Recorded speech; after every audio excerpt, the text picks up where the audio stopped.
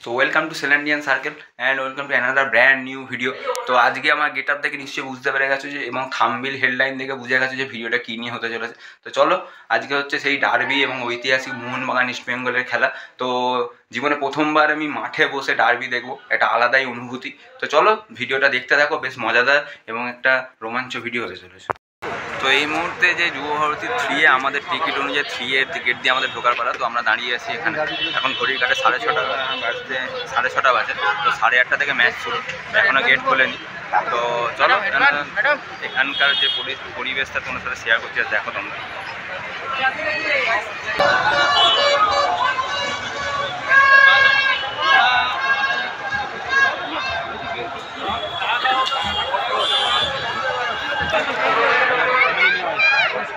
এখন 3-এ গেট দিয়ে আমরা ঢুকলাম ভেতরে, আমাদের 19 নম্বর ড্যাম দিয়ে ঢোকার পালা।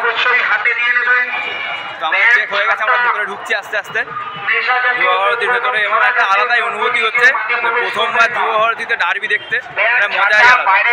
ফাইনালি যুবভারতীর মধ্যে ঢুকে গেছি আমরা। তো অলরেডি এখন আস্তে আস্তে ঘুরতে শুরু করেছে, ঘড়ির কাঁটায় এখন 6:50 বাজে। ম্যাচ 8:30 থেকে এখনও 1.5 ঘন্টা 1 ঘন্টা 40 মিনিট বাকি। বাস জাস্ট অ্যাটমসফিয়ারটা জাস্ট দেখো, সো একটা আলাদাই অনুভূতি জাস্ট এরকম যুবভারতীতে এরকম সামনে থেকে।